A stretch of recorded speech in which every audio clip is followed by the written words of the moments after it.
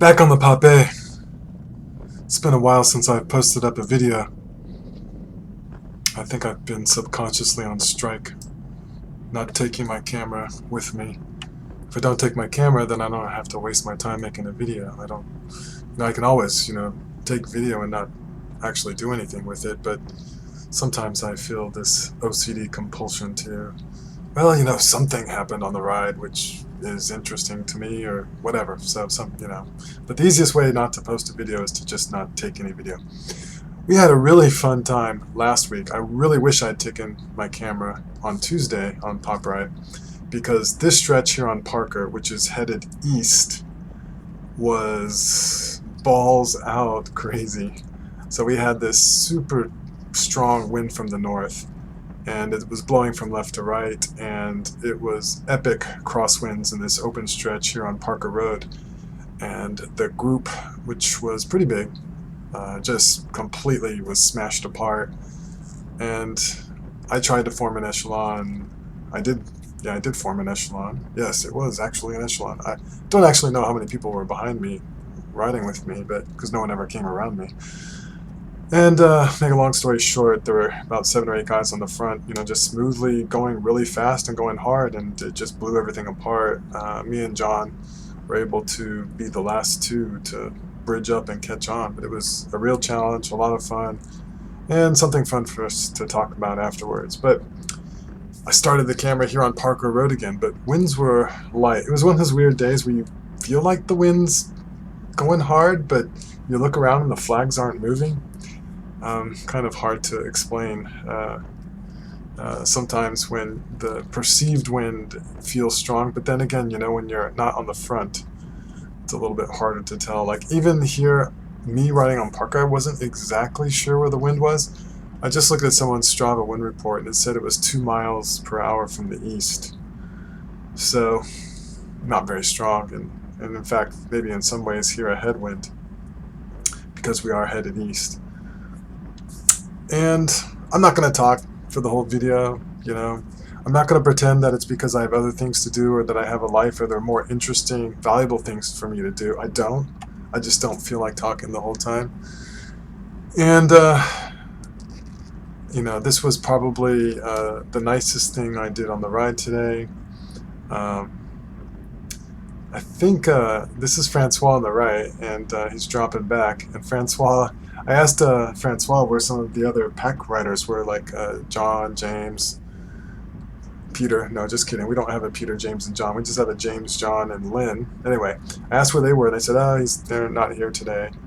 And Francois made a joke that it was my job to help him, nurse him, keep him in the group. So I moved over to the right. You can see there on the right. We just passed and the flags weren't moving. But I just went over to the right and just so Francois could jump on my wheel and let me get a little exercise out of the draft a little bit, which is it's not exactly flexing. No, it's not. Riding 230 watts on the right side of the road, not in the draft, is not flexing. It's just being nice. And it's not ego. I'm just joking around. Yeah. I would say nothing really interesting happened on this ride. And I know the argument here is nothing interesting ever happens on these rides. I know that's a sound argument. Once in a while things happen that are interesting to me. And maybe not. There's Francois. He said thanks and he's off to the races. Off to the races. And I think that was my highest watts for the whole day right there. Like 900 watts.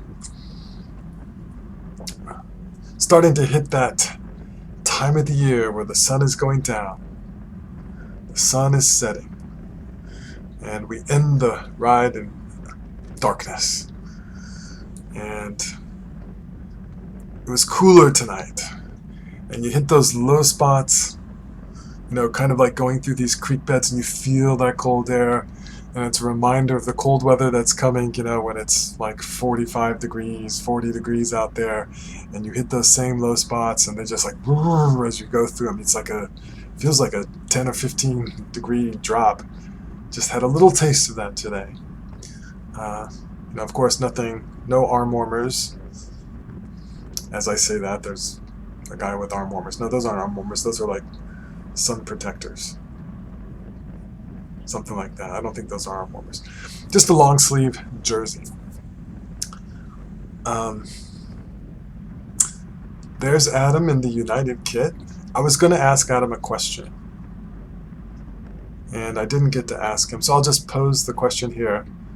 With the chutzpah, is that how you pronounce that? Chutzpah? To assume that Adam is watching this video. And I was going to ask him, where is Justin Stanley?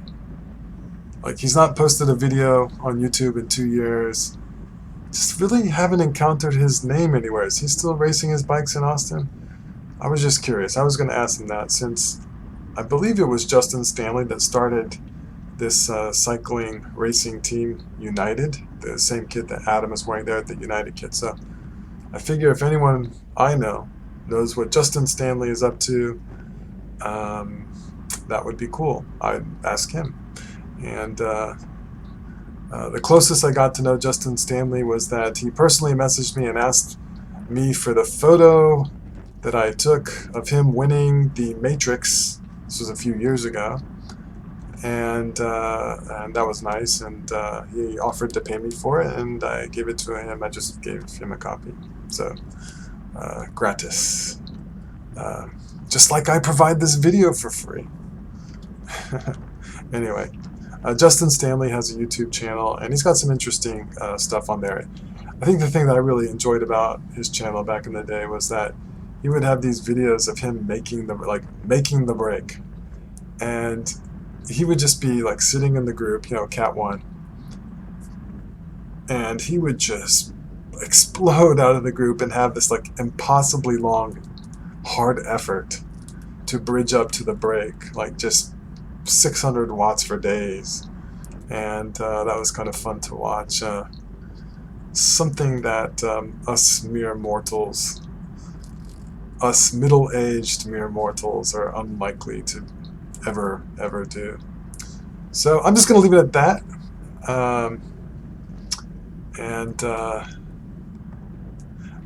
I posed this question to guys on the pop group here.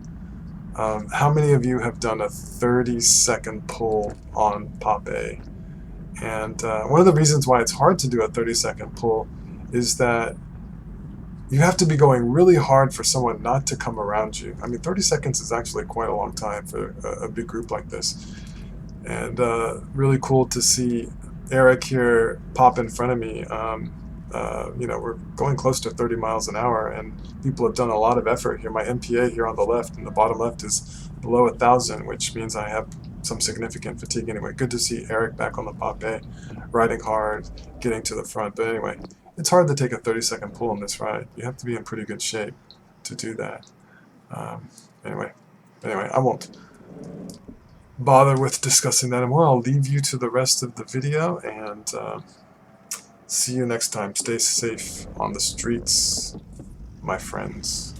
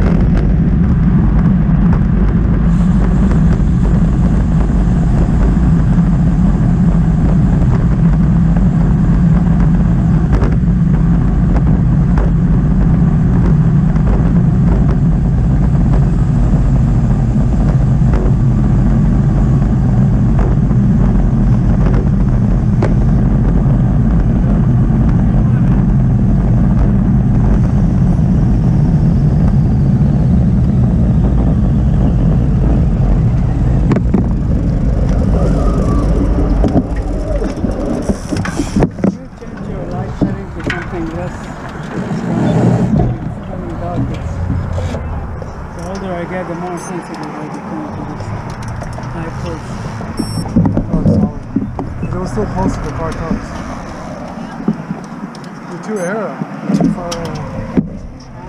Our heads are up here. Muy bueno.